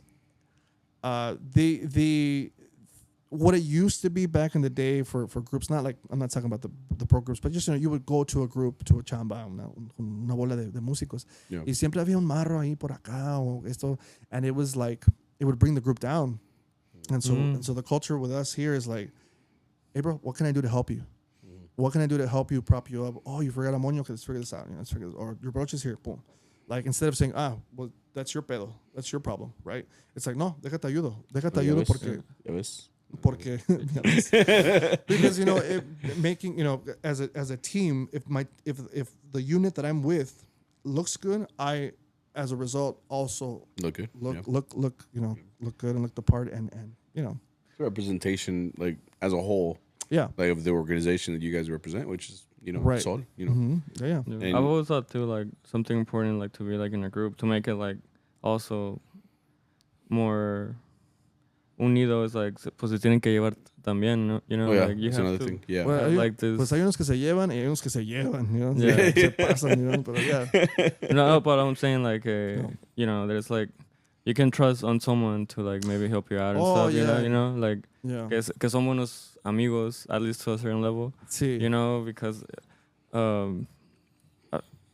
como por ejemplo like a big thing for me, like being in a group, is like que siempre llegas saludando, ¿no? You like don't, porque hay gente que llega y like ni te habla ni nada, and you just kind of like so it's kind of like that creates like this vibe, and then and then for us que pues somos como taloneros, there needs to be another communication, porque te imaginas que maybe me and Sammy don't get along and there's a song that I know and he doesn't, o sea, ¿cómo no le voy a ayudar, Yeah. Right. So stuff like that. Yeah, and that happens. That's pretty common también. Like, a veces llega. I mean, I'm not saying any particular group, but a veces, there's a misunderstanding or andan molestos, those, pero at the end of the day, we have to come to work. You have to go to work, and there's a client, there's a classroom, there's something that needs your attention that you have to put that stuff aside at the moment, and then when you go to work, it's go to work. Yeah. So. Because this is a different environment. Like you guys aren't working like a Home Depot. Like you guys are working like in a world famous group, and it's like the scope that is on you guys is much different than like these dudes that work like at a store or something. Like, although I will say this though, it's kind of nice when I go to chambas and there's like older charros who have no idea who I am. It's like so I get to be ambiguous, and it's like I'm incognito, and I'm like, and I always, because you're a celebrity, bro. Los señores, no, I'm not saying that. Maestro. Pero hay señores que siempre les digo, pues maestro, ¿cómo va? O ¿cómo le da usted? Okay, yo lo sigo. Y nomás así, it's just like nice. It's just, as opposed to like, I've gone to gigs and they're like, we'll do whatever you do. No, I'll adapt to your group, man. You like Juan Gabriel, bro? He's like, I can't ever live a normal life again, like. Who? Juan Gabriel. ¿Por qué? Because you're so famous, like. Oh yeah. Like, we're not that. I'm not that. I'm not that. Or like Michael Jackson, bro. Like he hired like people to go to a grocery store and just act like they don't know him, so he can just go shopping like in peace, like a regular person. Yeah. Oh, he's like, I can still go to the store. I go to the store. Sir, that'll be. Cashier's like, Sol de Mexico discount, like 50% off. You know what? You could just walk out with that 50-inch TV. You're No, that doesn't typically happen. I mean, the most you'll ever get is like otro músico te dicen, it's te invita un trago or something. It's kind of nice, but nothing like that. Yeah. No, by far. No. But yeah, I mean, it's cool because when I go home at the end of the day, when I go with to my mom's house or to my grandparents, I was like, Willie, oh yeah, you're telling me. There's nothing that'll humble you more than like your family, bro. Yeah, that's for sure. Aquí no eres nada. Aquí llegas como llegas. Aquí te toca, agarra la cazuela de tamales, te toca. Oye, grandma needs you to whatever. Ve a la tienda por un cartón de leche, whatever. Yeah, sure. He's like, you're still my son. Clean the toilet. Yeah. And there's your gloves. I think the most humble I ever feel is just like washing dishes, bro. I'm just like, I just really be eating, huh? Like, Oh yeah, man. Oh yeah, man. I mean, that's another thing too. Like I wash dishes because you got to take care of your hands and stuff because it's your tools, right? Oh yeah. But yeah, I got a bunch of cuts on my hands. I was washing before I flew out. I cut myself on a knife. I was like, oh man. Ay, maldita pobreza, you know? No, it's like, so true, man. Yeah. Oh yeah, man. So es más, llegando a mi casa, I got some plant. I got a little garden in the back, and oh nice. You gotta tend to them. Me esperan mis tomates, man. They're gonna. Dude, aquí no llovido desde the tornadoes and everything. Like it's it's been right. hot. And I mean, you guys that come here right now, like this is Texas heat, so it's a little bit different. I'm assuming than California. Dude, I don't know how you guys do it, man, because like California, the weather's a little more temperate, right? It gets cold, it gets hot. But hasta en la noche hasta está fresco, se no? pone Like, fresco. Yeah. But aquí it's like over there, like it'll be like 100 degrees and you're still fine because it's a dry heat. Yeah. Acá it's like 78, but like 90% humidity. No, I'd it's like wearing a coat. It feels like someone has a magnifying glass on you, bro. Like, yeah, man. God is just like, just over Texas, man. It's just like, it is different, man. It really is. I mean, I think that's why you guys have to have good food or something, para que se queden, something's gonna. Yeah, I mean, we gotta get something right, Whataburger. Oh, how about that? Do you like In-N-Out? Do you like Whataburger? I recently. Be really careful. Okay, here we go. Yeah, here we go. Yeah, this. I think I'm gonna lose you guys. We might have to edit. We might have to edit this. So I'm an In-N-Out guy. Yeah, and I know you guys don't like the figures. fries out there, but I think it's great. I think they're good. You like the fries? I like the animal style fries. Yeah. I like the taste of them. It's just the texture throws me off. Yeah. Like, Oh, it feels like what it feels like when you have home fries, like your mom makes like papitas at home and they get like that brown, Yeah, Like- I guess because they have that same color. Yeah, It's yeah. like if they left them there for a little longer, they'd be just there. But Yeah. I like the number 5 from Whataburger. bacon and cheese. No, it's the 'Cause I know it's avocado, no? It's like a bacon burger. Bacon burger? Yeah, or 5 or 6. One Sweet or and two. spicy? No, No, it's a that's burger. It's a special. burger. It's a cheeseburger with bacon in it. Yeah, bacon and cheese. Bacon and cheese. Oh, it's just Bacon and bacon, cheese egg and Whataburger. cheese. No, bacon and cheese. Yeah, bacon I and thought cheese. number Trust me, I know the numbers, bro. I know it's like a cult out here, man. Yeah, I know all the order numbers. Let's talk about my green chili burger, man. I'll kill you. They have those in New Mexico more. Here it's more like limited time only kind of thing.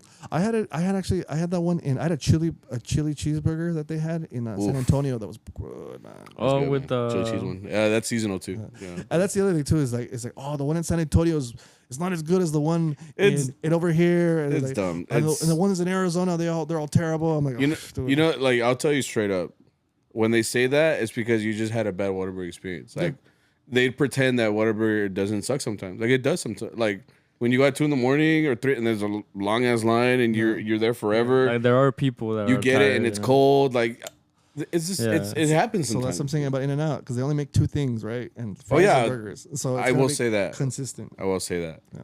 But like, because I hear like, aquí llegan los drunks like at 2 a.m. and I say Victor's about to tell me something. Oh well, actually, if you were actually a food connoisseur, you would realize if you would actually, if you go between the hours of 2 and 6, Yeah. It's gonna be this. es que él come tierra, chinga. come de todo, come de todo. Como tierra, güey. Oh, because we're spoiled, man. Because we have like so LA has like Mexican food that's more like del centro, like from like Jalisco, Michoacán. Yeah. You have a lot of like more like central Mexican food, but in San Diego is más baja. Oh yeah, Tijuana, and it's Mexicali style. funny. I was telling you that I was born over there, but like I never experienced like life as a Californian. But I mean, and this is gonna be controversial. Los tacos de Mexicali con tortilla de harina, best in the world. Really? Best in the world for me. That's a I weirdo, personally bro. am not offended by tortillas de harina. Like him, like he thinks he's all Mexican. Like I'm not 'cause he- offended. I just think it's a burrito. but it's good though. I didn't think it was bad. Yeah. Nah, man, No, it's great. It it's tastes great. good. Yeah, I think I'm it not tastes opposed to it at all, bro. I mean, it's good. It's bread. It's Aquí flat bread. tengo uno, güey. Yeah, también me lo como. good. Pues sí, yeah, but I mean, it's the differences between. I will say that the differences were more stark between Texas and California, maybe 15 years ago, like. Y también pues, I mean, there's the fun stuff like baseball teams, like I saw your collection of bobbleheads here. Yeah, very impressive. Very impressive. Thank you. Right. And then I grew up a Dodger fan, Yeah. so it's just Mine's the opposite because I grew up like liking the Rangers when I was a kid. So just makes I respect sense. that as long as you're not a Houston Astros fan. Oh yeah, I'm kidding. we don't claim that. We don't even acknowledge Houston as a city. Yeah, everybody's like click. Like, no, it turns out Astros. too. Sorry, baby. Actually, like some of my best. I have a couple of colleagues who play harp that are Giants fans, right? Oh, okay. San Francisco. Yeah, That's about rival. Yeah. Yeah. Well. I'm gonna get into some really bad stuff there. Like, people think, because LA doesn't care. They don't care. Yeah. Even now, like I'll go back to. I feel like LA's more home than San Diego because I've been in San Diego for like 3 years. I moved during COVID. Yeah. But like, it's just like the LA is its own thing, and people say, "Oh, well, it's so many people. Traffic's terrible. It's a terrible place to be." But there's magic there too because a lot of great musicians are there. I still do most of my recordings in LA. I still do a lot of like freelance work, right? Yeah. It was mostly in LA. I've been recently going with other bands that they're not mariachi, right? They do like son jarocho or something else like that. Right. I've seen the kind of stuff that you post, which is cool because again, I think that's what's cool about like mariachi in general. Like it's always a segue. Like for me, like for example, like vihuela and guitar and all that. Like I don't. People are surprised. Like I was telling him on the last day of school. Like as a teacher, I was wearing a System of a Down shirt. Like like it was like a casual day. It was like we were just putting up stuff. It was literally the last day of, like for teachers. Right. And like I was walking by and like one of the teachers was like, "You don't expect the mariachi teacher wearing a System of a Down shirt." And I was like, I don't just listen to mariachi like all day. Like I don't know. Like I like I grew up with other genres. Like mariachi came along and I love it, but it's like I'm inspired by like different stuff, and I've always been like that, No por nada. I mean, I'd probably be a better mariachi musician if all I listened to was mariachi. Yeah, But I grew up listening to like oldies, like Sam Cooke, the Beatles, stuff like that, and then a lot of son jarocho. A lot of like, in fact, a lot of the harpists from Mexico tell me like, "Tú tocas como los viejos." I'm like, caray, pues, those are my influence. Es lo que había. Yeah, that's like what you grew up listening to. So I mean, you kind of, by force of habit, you emulate that. Yeah. It's just like by listening to it. Yeah. Yeah. That's super cool. So it's cool. It's nice that hoy en día, mariachi's turned into this thing where it's not one thing. It's it's people have different takes on it. There are things that are questionable taste wise that people are putting out, but for the most part, it's kind of. When it's like traditional sones and stuff, we kind of try and play those as close as we can to what would have been 60, 70 years ago. Yeah. Pero ya pues hay cosas nuevas. O sea, music develops. Music is it's not a constant, right? It's ever changing. Yeah. What's your favorite song jarocho group? Ooh, man. Now or back then? Both. Back then it was like, well, I mean, I grew up listening to like Los Costeños, Conjunto Medellín, just there's so many of them, right? I love like Andres Huesca. Oh, okay. Andres Huesca, because he used to come out in the movies for like Los Huastecos, all this stuff, right? And he actually played son jarocho on a mariachi harp. Right, and he was one of the first guys to when Jose Alfredo Jimenez was starting out. Yeah, nobody would record him, but they were like, "Yeah, we'll accompany you," and so that's kind of where he got his. I think he was the first one to record like the yo, yo, right? He also has a crazy story, Andres Huesca. Yeah, because they said that, or I think in the biography I read that su papá se fue como un trabajo like for like 3 days or something, and when we came back, like he was already like playing harp or something like that. Like. Awesome, yeah. Like it took him a year, like de chiquillo he was already playing like theaters and like accompanying like artists, like he was just that good, like. And he passed away really young. He was in his early 30s. Wow. I think tuberculosis. Wow, that's a gun. Yeah. And then Javier Solis has a crazy story too, man. Is the way he passed. He passed away not really realizing how famous he was. Right, he went in for a routine surgery and. I guess right, yeah, that's what I heard too. Yeah, and he just didn't realize, and then he blew up. So just crazy things like that. Yeah. I do think like music would be very different with Javier Solis, like still like in the picture. Yeah, I think so too. Like just because. Yeah, but those are my influences, like those groups, Los Nacionales también, like things like that, groups like that. And then nowadays, it's Tlemicán is a standard, for a lot of us. And then el grupo de Chavita.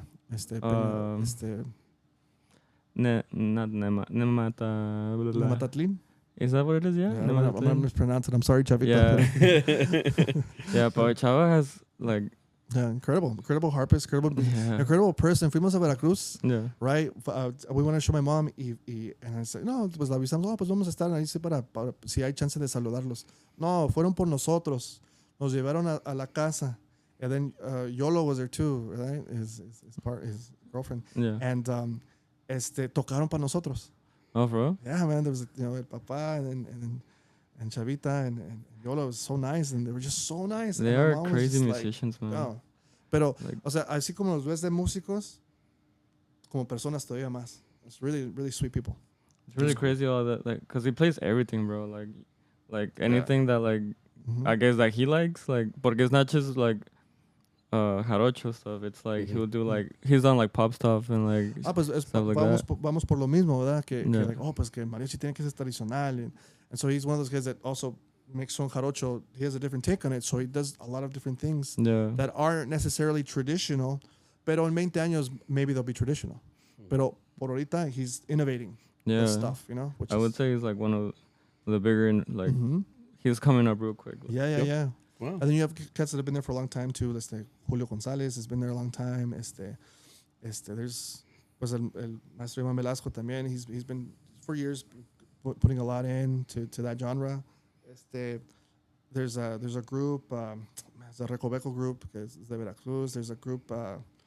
Even then, o sea, no nomás sones jarochos también, o sea, también del lado de arpa grande, Arpex. Oh, sí. Those guys, los Barajas, también Lonel. Right, those guys. There's one in Cali that I like a lot, but I forgot the name. Yeah, I think it might be los they're gonna I can't remember it, but then as soon as we stop recording, I'm like, oh yeah, this guy. But it's such a cool sound too. Like just like the bass, like really driving it like the whole time. Yeah, and I think that's one of the things too. Like for me, my approach to playing harp with a group was trying to play the things as close to like si era un son jarocho, tocarlo como un son jarocho. Yeah. Si era ya un son jalisciense, pues no picarle tanto, no lleva tanto arpegio. Yeah. O si es un son de tierra caliente, right? O de arpa grande, más brincos. Yeah. Más acá y más trinos así, not the rolls, right? Más pulso, which is very like right. And so trying to emulate those genres the way they would be, and so like whenever we have something that's a joropo, I don't say, pues estás tocando joropo. No, pues yo no toco colombiano, yo no toco venezolano. O sea, it's an imitation of it, pero también I don't claim that. Because I want to be true to the genre también. So recognizing when something isn't that. Yeah. You know? So, pero también, when it comes to like para mí, pues I think mi fuerte es lo jarocho, right? So I rip, man. I try to anyway. Yeah. I try to. Is Coco your favorite song or? No, I hear it so much now. I used to be for like the first year. I was like, oh yeah, that's cool. And then now it's like, oh, it's everywhere. My favorite song to play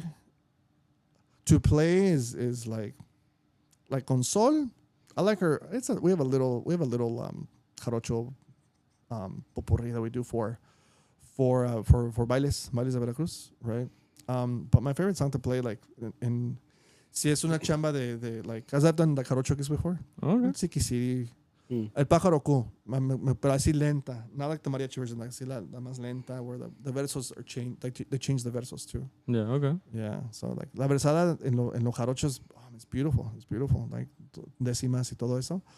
Pero también, you in a mariachi you have to sort of adapt to the style that you're in, right? So en un mariachi suena más como un joropo, un son jalisciense que un son jarocho.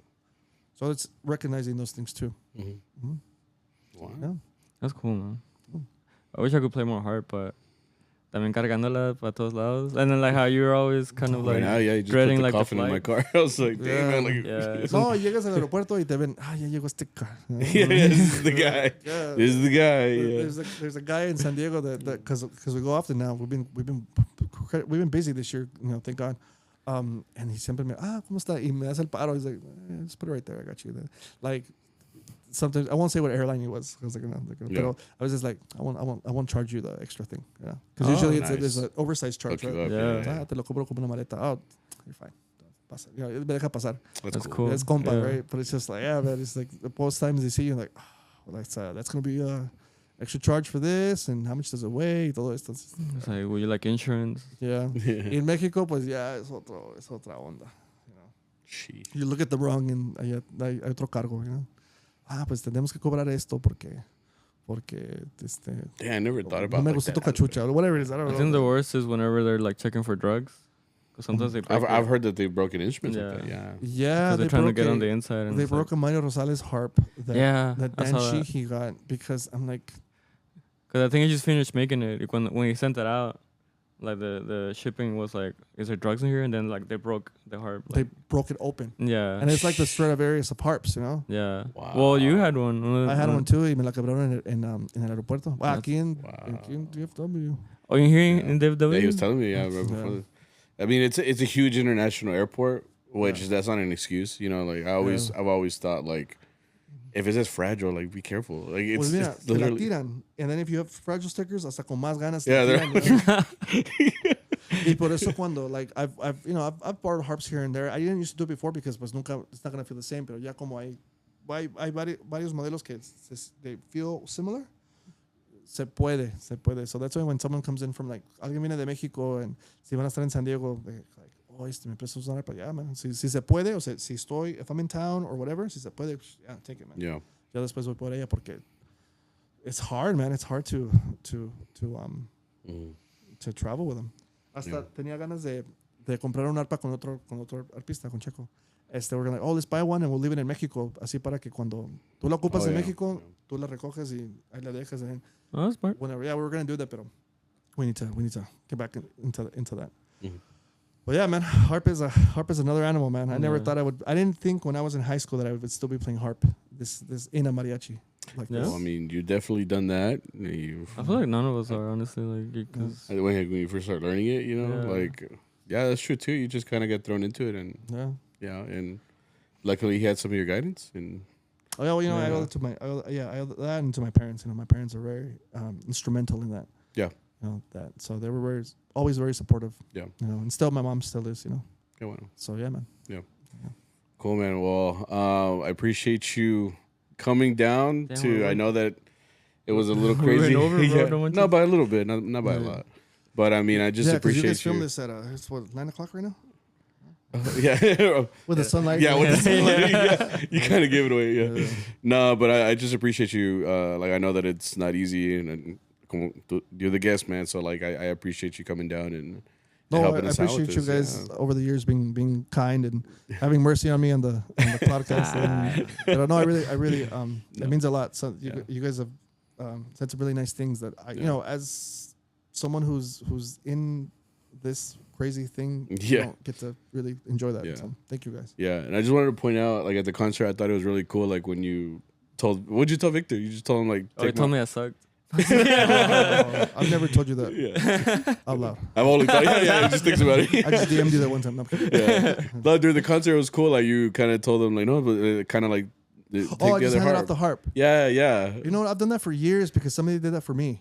Yeah, I've done that for years, and I just remember what that felt like. Like, obviously, you're already professionally playing or that, but like when it's a student, when it's someone younger, like in high school, it's that feeling it's golden, you know. Yeah. And that really inspired me to keep going and because I quit harp like 3 times when I was in high school. Oh yeah. So fed up, because it was so hard. It's not an easy instrument. I mean, just looking at it. Pero that's something that I've done. Just someone else did that for me, and so I try to do that for. That's cool. For kids, I just thought it was a really cool gesture. Like I was like watching it. He was just like no. And he was just like, all right, I guess. But it was. I don't think anyone's ever pointed that out. Yeah, I saw it yesterday at the concert. I was just like, man, that's really cool. That just shows that you're a good guy, man. I do it every show. Especially when there's students. You're right, because I mean, you never know what like that little thing might do to a kid, you know, especially. That's a lot for me. I was too bad, I promise. No, you sounded great. You sounded great yesterday, man. It was cool. I appreciate it. Yeah, man. Bueno, I gotta get you out of here. So again, I appreciate you coming down, and I appreciate you just doing this with us. And thanks, guys. No, thanks for having me. Hopefully, this isn't the last time. Yeah. Hopefully not. Yeah, there's a lot. I think there's still much more that we could keep doing. Bro, we should have you and Lupe, bro. Oh man, Lupe's got stories, man. Yeah, that'd be great. Yeah. I'll make sure that my mustache is up to par. Yeah.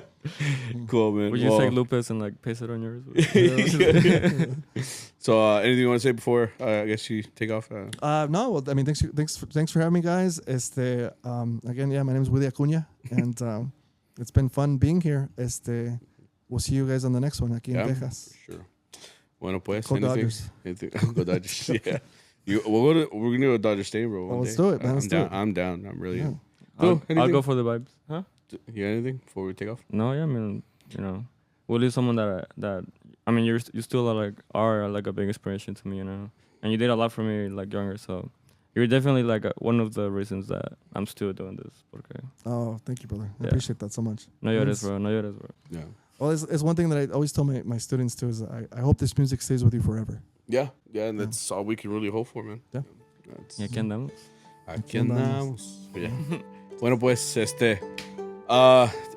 make sure you like, subscribe, keep supporting the podcast, and that's it. See you guys next week whenever we get this out. All right. Yeah. Vale. Go say hi to Willie. Push.